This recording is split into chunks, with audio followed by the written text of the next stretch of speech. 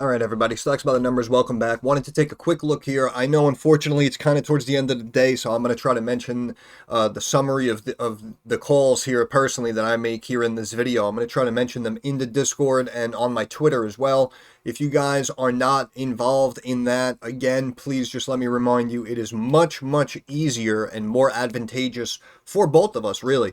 If you are curious just about my personal opinion, let's just say on a company like Boeing that's reporting now tomorrow before market opens. As you see now, bottom right of the screen, we have less than an hour before the close. So by the time this video now gets up, it may be too late. So again, just another reminder, I understand all of these programs, kind of a pain, but if you can, join the Discord if you'd like. Link in the description of every video, free for you guys to join. And again, on Twitter, I'm at Stocks by Numbers, because apparently I can't fit the whole thing. But if you guys want, like I said, if you're in the Discord, you want to ask me midday about an earnings play, it's obviously much, much more efficient for me to answer you immediately and give my opinion there, as opposed to making a 20-30 minute video on all these names, waiting for it to format, waiting for it to upload, right? Then by the time you see it, it might be too late. That's what I always say. So if you can, try to join the Discord, or for now, even follow me on Twitter if you'd like. And as I post these earnings prediction videos, again, these are just my opinions,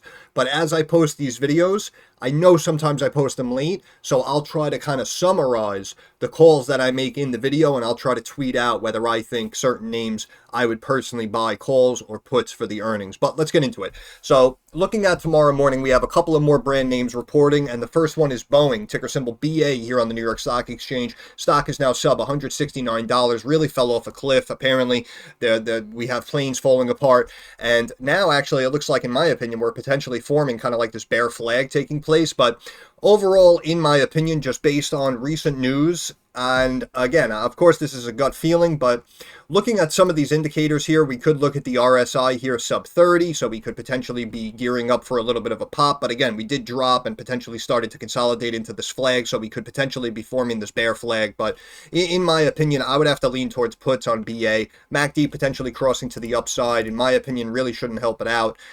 We have RSI here on the weekly, 32.5, and you can see bottom Bollinger Band now sub 150 here, I should say, not 1.5, but sub 150 here at 149.05. In my opinion, that's probably where the stock is going. I would personally lean towards Boeing puts. Next name up, at&t. Now, at&t the last couple of quarters has kind of been hit and miss, and we do occasionally get some inconsistencies, right? And we can see that the company actually beat on the revenue side last quarter by over $500 million, but missed on the EPS side by about 3%. Now earnings estimates of EPS side about 53 cents, we'll call it, on revenue estimates of 30.533 billion. Okay, we have market cap sub 118, company paying a dividend now yielding out 6.8%. We have a PE of about 8 1/3. The beta very, very low. This is why also I used to always favor a company like Verizon, because in my opinion, it really doesn't swing too much. And, over the long term, you can do the DRIP again, DRIP, that stands for Dividend Reinvestment Program. So that's nice compound investing. And again, because it doesn't move too much, I used to personally always look for plays on VZ, especially when it came to options, because if you can go a little out of the money, whether it's calls or puts, in my opinion, they are very cheap. And if you can time it correctly, you can make a really, really nice return. And yesterday, again, shout out to the group in the Discord, because yesterday, as you see now, VZ up over 1 full point. Yesterday, after that dip, after they reported those earnings, I said, in my opinion, I would personally consider 38.50 calls on Verizon. And as you see, the stock climbed and basically hit $40 today. So you probably would have cleaned up very nicely if you jumped in there. But we can see EPS miss last quarter. But looking annually, we can see that at&t, specifically maybe a little bit more than Verizon, has really been suffering here when it comes to the dips down here in revenue over the years. Quarterly been pretty flat, but we did get back above the 30 billion mark. I don't know. It does seem unpredictable, and you guys might know a little bit more about the stock than I do if you're really on top of it, but we can see a recent rejection off that 200-day. I don't know. In my opinion, I have a feeling it just looks weak, in my opinion, and I would probably lean towards at&t puts. And again, we know with these telecom companies, it's just that one slight negative and they'll bring them down. Whether they forecast a little bit lighter guidance, whether the wireless subscribers came even in line or potentially below what analysts were expecting, they usually, it seems like as of late, they've been beating these stocks up. So fundamentally, if you see value here and feel that it's undervalued in the longer term, I could kind of agree with you on that. However, again, I just feel like comparing it to Verizon, I just feel like Verizon has been a little bit more consistent year over year with their revenue, but earnings are 100% a gamble. We know this. Please understand the risks involved. But in my opinion, I would lean towards at&t puts. A stock we looked at recently, Vertiv Holdings, ticker symbol VRT, and I mentioned a stock. I mentioned that in my opinion, the stock could pull back to the mid to low 70s, and as you see, that is exactly what happened. I'm not bragging. I'm just updating. You can see the low here, top left of the screen. The O, the H, the L, the C. That is the open, the high, the low, the close. You can see the low yesterday, 72.58. Now we have a 4% bounce here, and we have earnings coming out. EPS side a touch below 36 cents a share on revenue of 1.623 billion. Market cap right now down at 30 billion. The PE is sub 65. EPS has been climbing nicely here in the 40s and the 50s. Now we're chunking back down to 36. This time last year, estimates were 17. They posted 24 cents, coming in almost 45% above those expectations. And on the revenue side again, what was it? 1623. Seeing nice growth here coming out of 2020 especially, but over the last couple of years, they really kicked it into gear, and we can see the net margin percentage now climbing to almost 7% for the year of 23. And look at this growth here. Revenue climbing nicely, net margin following, and now Q1, right? We're going back, which seems like, based on last year, it seems like this is their weakest quarter, or I should say just the lowest revenue quarter. But we can see was 1.52 billion this time last year.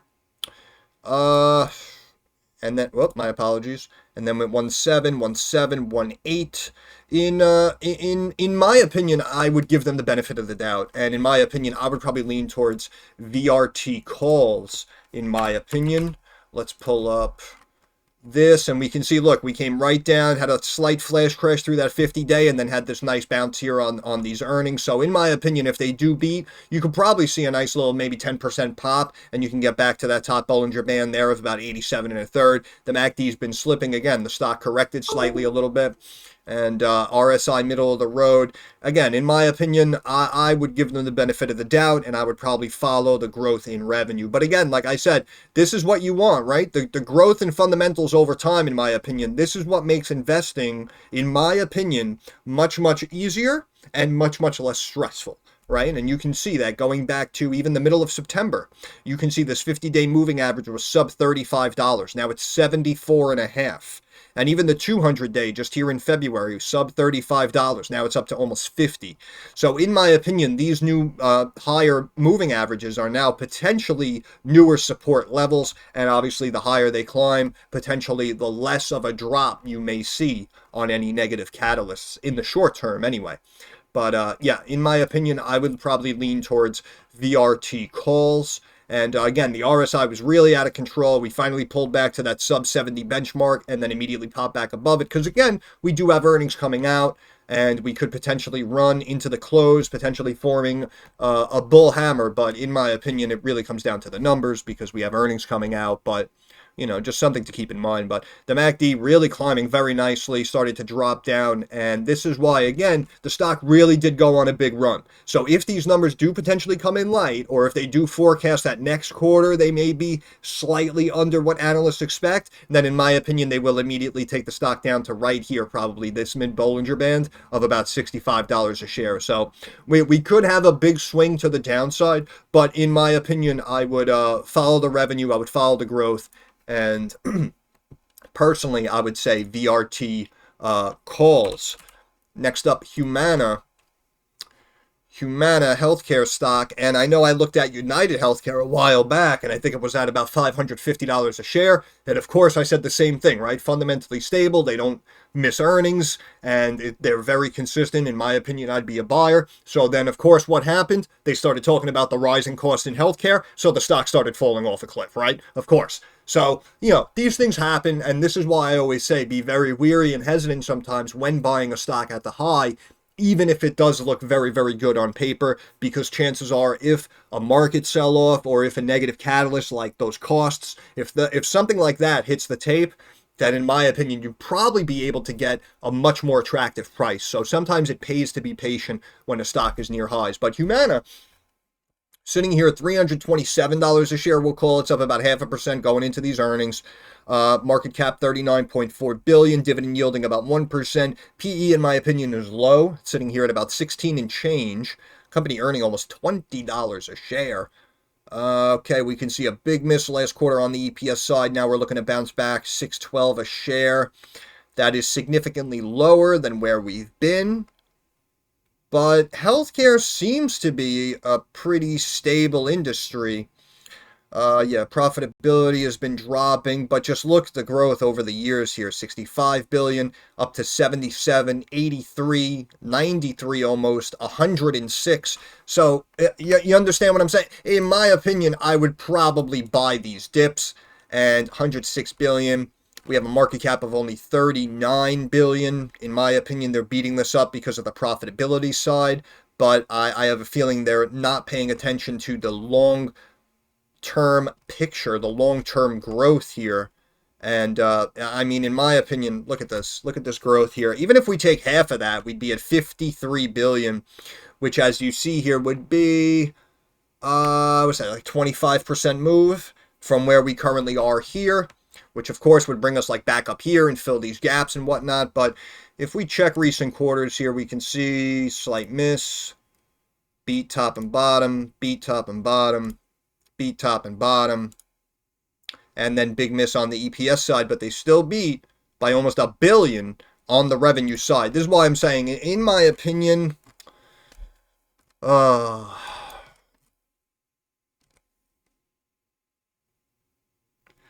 potentially forming a rising wedge as well, if we just estimate some of these. Yeah, actually not really. And this is the lowest it's been again since coming out of the rebound from 2020. In my opinion, I would be a buyer, honestly. In my opinion, I would be a buyer, and I do appreciate the fact that they may beat it up in the immediate short term due to the dropping on the profitability side.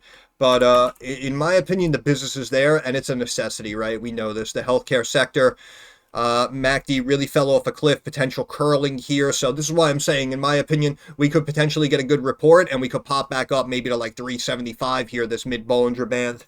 So in my opinion, I would lean towards Humana. But I do know it might not be a very popular stock, and because it's more expensive per share, several $100s, the options may be more expensive than you're accustomed to. So if this is one that a lot of you aren't really looking at and playing, I would be able to appreciate that as well. But, it was a brand name on the list, so I figured we'd take a shot. But over time, in my eyes, it really should get back to about $400 a share, unless they really report some negative catalysts here. Next stock up, General Dynamics. I mentioned yesterday in the Discord again. I know it was late. My apologies. But we had, I believe it was Lockheed Martin. We had Raytheon, RTX reporting earnings. And I said again, due to the war in the Middle East and the fact that we're basically potentially in the middle of WW3, maybe, potentially, just my opinion, I said that, in my opinion, these defense stocks are probably getting these contracts and probably doing good business and sending this stuff all over the world, potentially. So I was assuming that stocks like RTX, Lockheed Martin were going to beat earnings. I believe both of them did. Now we have General Dynamics, symbol GD, on the New York Stock Exchange right now, 292.5, up a little over a point, about 0.4% here on the day. And in my opinion, as you see here, Lockheed Martin beats Q1 expectations on strong demand, see supply chain improvement, higher sales, strong defense demand. That's what I mean. This is also a defense stock. So in my opinion, We could make the argument maybe we're kind of fair valued, but I'd probably lean towards GD calls. However, I remember I think the last time I looked, options were kind of expensive on GD. So again, if you don't play it, understandable. But market cap here, 80 billion, dividend yielding a touch below 2% now. We have a PE of 24 and a quarter. Look at that beta, half as volatile as the market.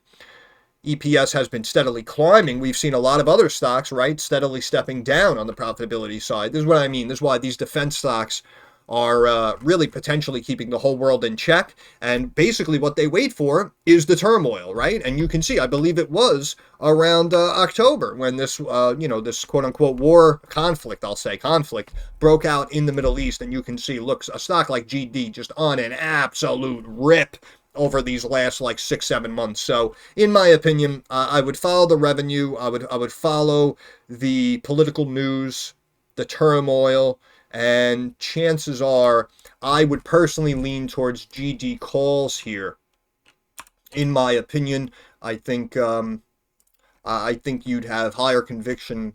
Me personally, I have higher conviction on the call side as opposed to the put side, but yeah, probably going to break above 300 if those numbers are good. Look at the RSI even. You saw that on the weekly? Look at the RSI here since it broke out here in the Middle East. Look, RSI middle of the road, immediately jumps up to the benchmark almost of 70, has a slight dip down, and then just consistently climbs up. Gets above the benchmark, has a slight dip, and then bounces and rages and gets even above 80 here as of late. On the weekly, RSI still sitting here at 76 and a third. So, in my opinion, I think the demand is there. I think the volume's still coming in. The money's still flowing into these defense stocks. Look at this.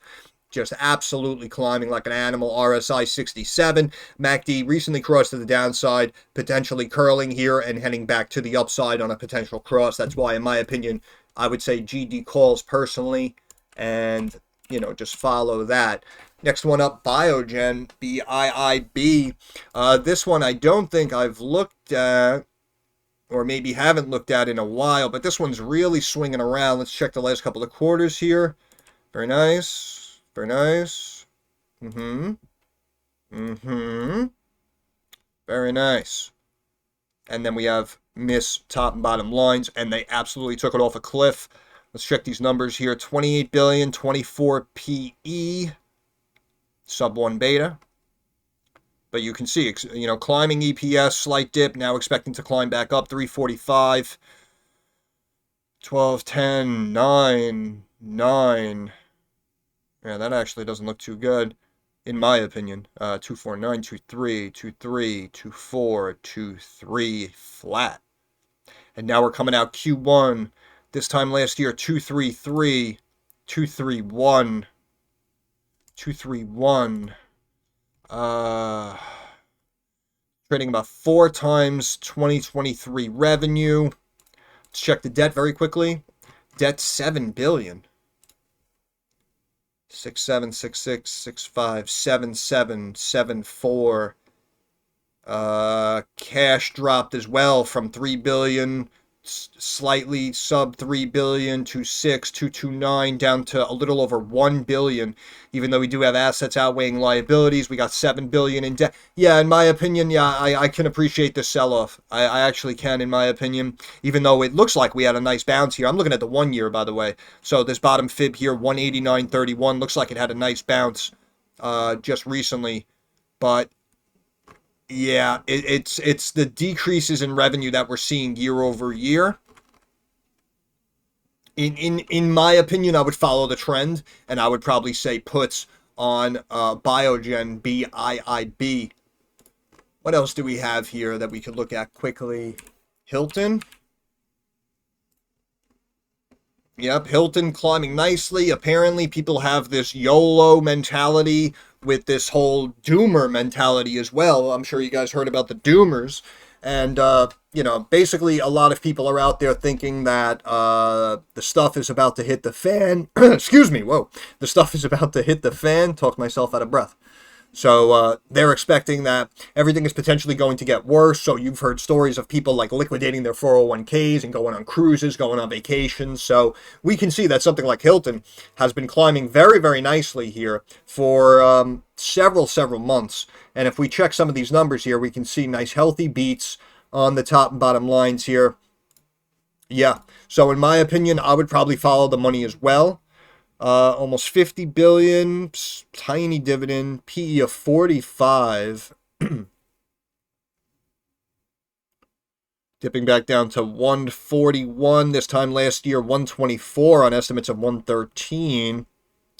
And annually, again, looking even before the lockdowns, 945 billion, and then as we're coming out, 579, 87, and then as of last year, 10 and a quarter billion, bringing that net margin percentage back up to north of 11%, actually higher than it was back in 2019. Even on this 87 billion, you can see the net margin was about 5% higher than where it was back in 2019. So the company is bringing in more revenue, it looks like, more consistently, and of course a little bit more profitable. Net margin took a hit last quarter, but 251 this time last year was 229. So in my opinion, I would probably lean towards HLT calls, and I would follow that kind of YOLO trend of people going out and taking vacations and just going buck wild, if you will, going buck wild.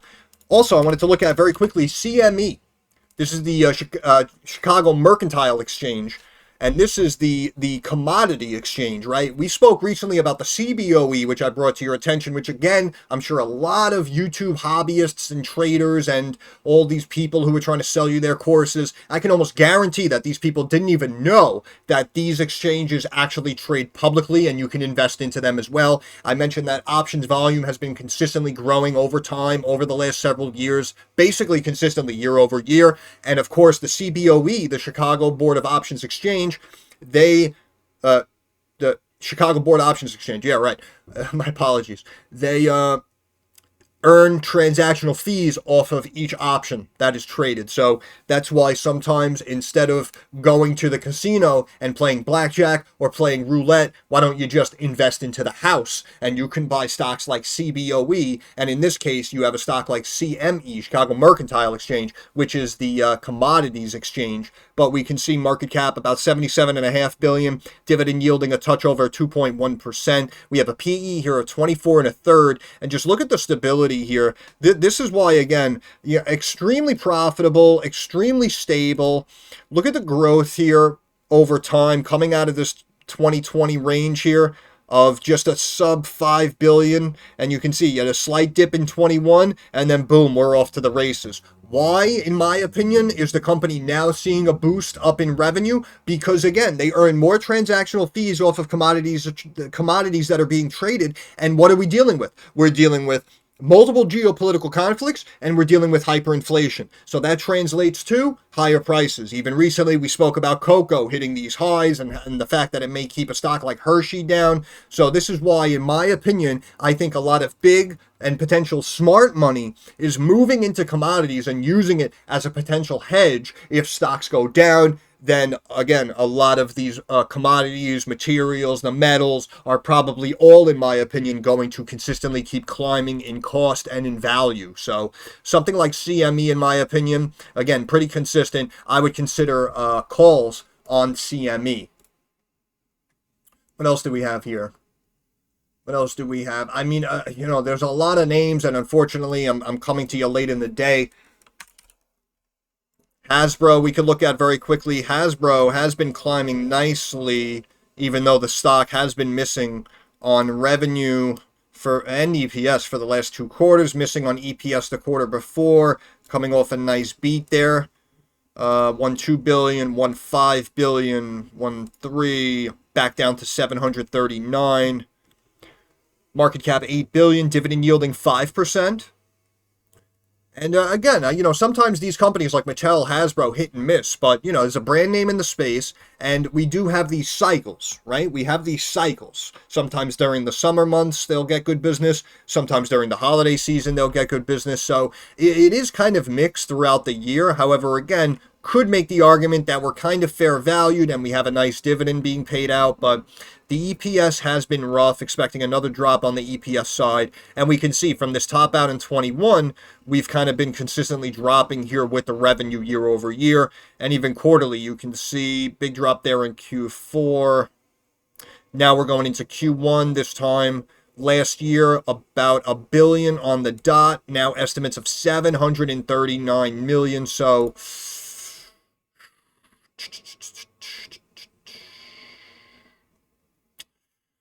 you know,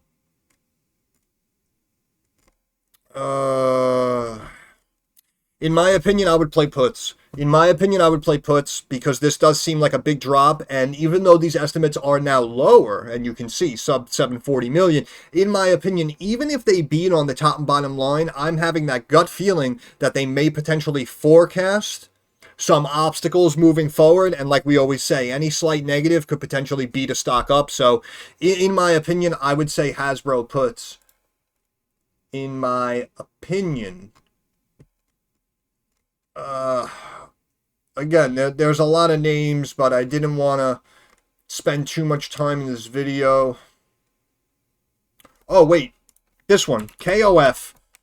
Again, another connection to Coca-Cola here, right? And you recall, again, on this channel, I brought you another stock that a lot of traders, investors, hobbyists on YouTube probably don't even know exist. Ticker symbol COKE, which is the bottling facility for Coca-Cola. That stock has been phenomenal over the years. I think originally brought to you on this channel, I don't know, I want to say maybe like 550 or something, and it ran up to like 900. I don't remember offhand, honestly, my apologies, but COKE brought to you on this channel, much lower, and in my opinion, phenomenal grower over the years. This company, check this out, engages in the business of producing franchise bottles of trademark beverages. And we're talking about South America here. Mexico, Central America, South America, you can see Mexico, Guatemala, Nicaragua, Costa Rica, Panama, right? And you can see the stock has been around since 91 out of Mexico City, Mexico. And look at the growth here over this is quarterly growth, not even yearly growth,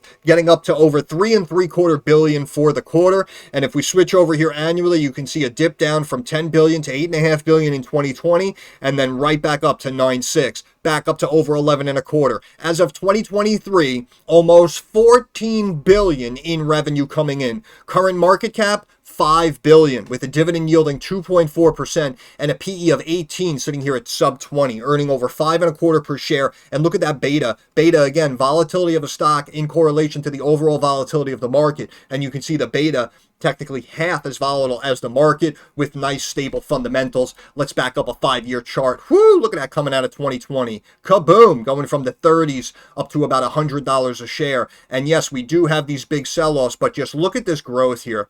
Look at this growth of this stock over the years, and now potentially gearing up to maybe take that next leg higher if they remain consistent, and could potentially get back above that $200 level that it saw back in the early 2010s, if you will. But KOF, in my opinion, and a lot of companies connected to Coca-Cola do appear to be doing very solid, stable fundamentals. And listen, if you don't feel comfortable stepping into a KOF or a COKE, the bottling facility, and you just want to own the parent company, Coca-Cola, which again, ticker symbol KO, in my opinion, phenomenal long-term stock, especially if we're talking about dripping and compound investing, in my opinion.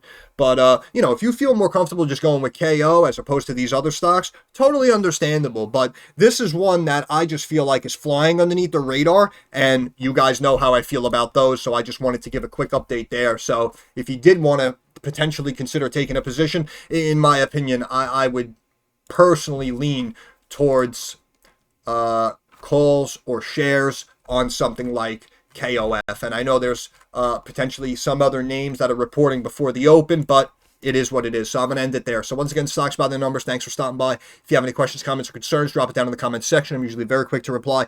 Thumbs up algorithm helps me get more eyes on the channel. And of course, subscribe to the channel. That is our handshake agreement. That is how you help me help you. But more importantly, moving forward, like I always say, I understand that markets are rocky and volatile and they're very uncertain. I want to wish all of you success. Hope everyone makes a couple of dollars. Thanks for stopping by. You guys have a good day.